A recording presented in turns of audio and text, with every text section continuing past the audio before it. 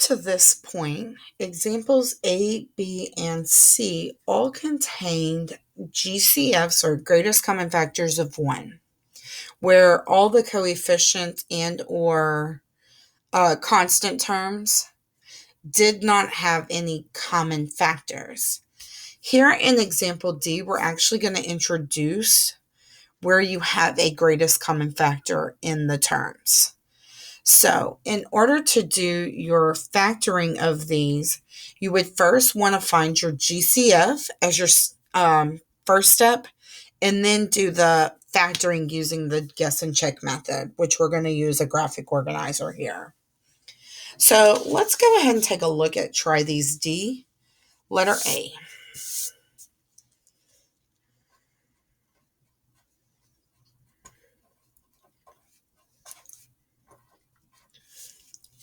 We have 10x squared plus 19x plus 6. Well, 10, 19, and 6 have a greatest common factor of 1. There is no other number that divides into 10, 19, or 6. Why they put it in this section, I'm unsure. They probably meant to make it an 18, so it is divisible by something, but these don't have a common factor. So we're going to look at the number 10. My factors of 10 are 1 and 10, and 2 and 5. My factors of 6 are 1 and 6, and 2 and 3. So again, we're going to create our graphic organizer. We have 10x squared here. We have 6 here. Both of these are going to have to be positives because my middle term is positive and my A and my C are both positive. Okay? So that means that along this diagonal, when we combine these, we want 19x, but we want to add. So let's take a look. Neither one of these were prime numbers, so we're going to have different combinations that we're going to have to try here. Now, we do know that both of these terms will contain an x, okay? So keep that in mind. We're going to start off by doing 1x and 10x, okay? I can either do 1 and 6 or 2 and 3. So let's start off by 1 and 6. Well, 1x times 1 is 1. 6 times 10 is 60. That is not going to give me 19. Whoop, way too big.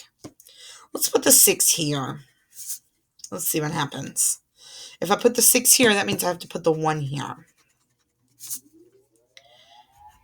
What that does is that gives me 6 along in this cell, and this cell would be 10. Still, when I combine those, it does not give me 19. So what I know now is that the 110/16 combination does not work. Okay, so let's change this to 2 and 3.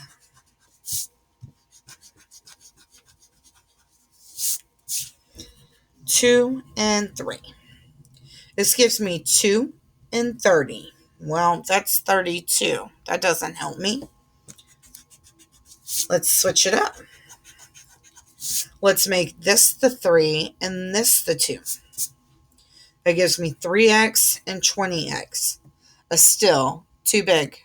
So the 110 combination didn't work with either 1/6 or 2/3. So I know I'm going to have to change the 110. Let's change it to 2/5. Okay.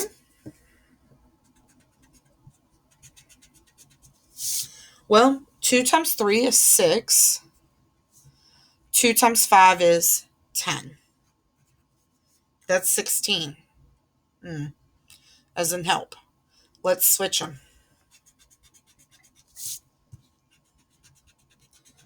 Let's put the 3 here and the 2 here. 2 times 2 is 4. 3 times 5 is 15. When I add those together, do I get 19x? Yes. So the combination here is 5x plus 2, 2x plus 3.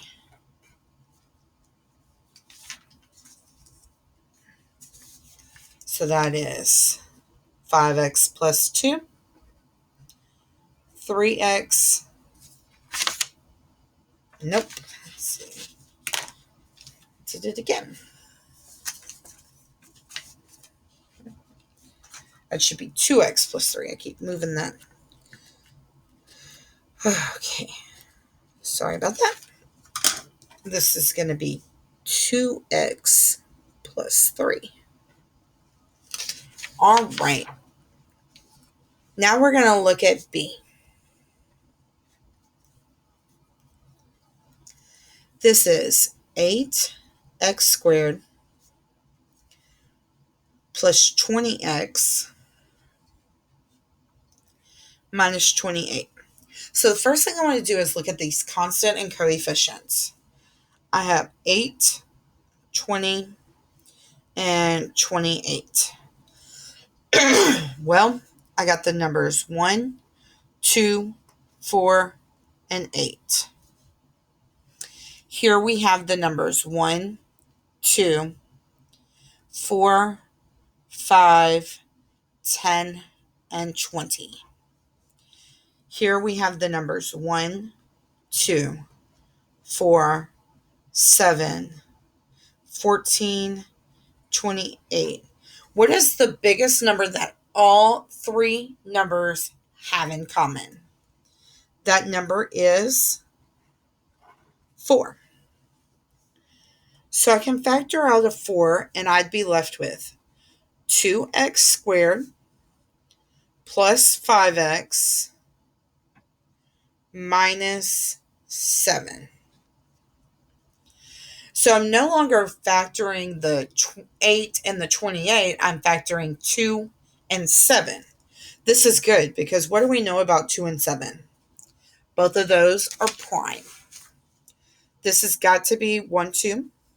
Remember, this is 7, so this is going to be 1, 7, but one of those has to be negative. So whenever I go to create my pretty graphic organizer here, I'm no longer looking at this one. I'm looking at the 2x squared and the negative 7. Okay. I know I've got x and x. And along this diagonal, because this last box is negative, I know we are going to be subtracting. And I know I want a combined total of 5x. So let's throw some numbers in there and see what works. Let's do 1x and 2x. Okay. Let's put 7 here and 1 here. Well, this is going to give me 7x. This is going to give me 2x. If I subtract those, will I indeed get 5? Yes. What number has to be negative? The 2, because we want the answer to be positive. So if this is negative, that means that this will be negative. So my factors for the box alone are 2x plus 7, x minus 1. But don't forget at the very beginning, we factored out a 4. So we would need to bring the 4 back with us to our final answer. So we have 4, 2x plus 7, x minus 1.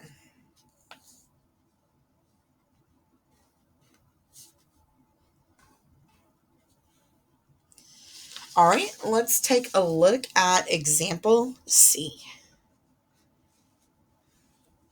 This is going to be 8x cubed minus 14x squared plus 6x. Now notice that each one of these terms all have an x. So I know that whenever I go to factor out, we're going to have an x term that's factoring out. All right, I need to look at the coefficients of 8, 14, 6. Well, this would be 1, 2, 4, 8. Here we have 1, 2, 7, 14. Here we have 1, 2, 3, 6. So the biggest number that they have all in common is that 2. Well, if I factor out a 2x, I'm left with 4x squared. I'm left with negative 7x. And I'm left with a positive 3. All right. So my A is now 4 and my B is 3. Well, we know that B is 1 and 3. So those are both, that's prime. But I know my factors of 4 is 1 and 4 and 2 and 2.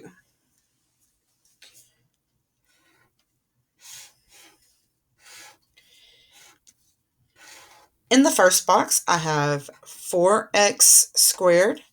In that last box, I have 3.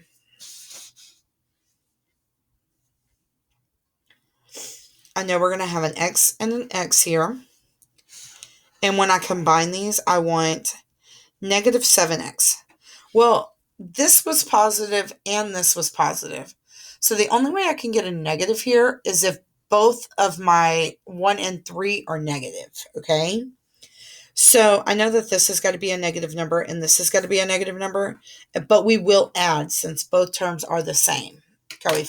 Since they have the same sign, okay? So one of these is going to be negative 1. The other one's going to be negative 3. Well, what I'm going to do is I'm going to change the other one because I know that these both have to be 1 and 3, and both of them have to be negative.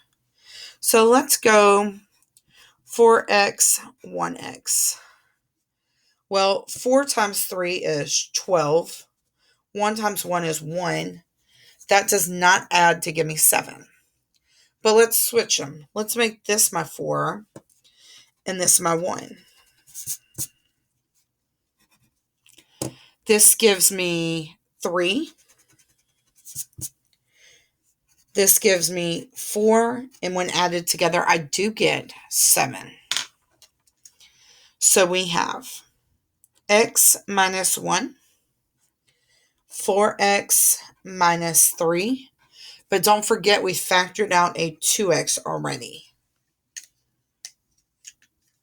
So this is 2x, x minus 1, 4x minus 3. Go ahead and get these copied down. There is no vocab check for this lesson. So as soon as you finish getting these all copied over, make sure that you turn this presentation in.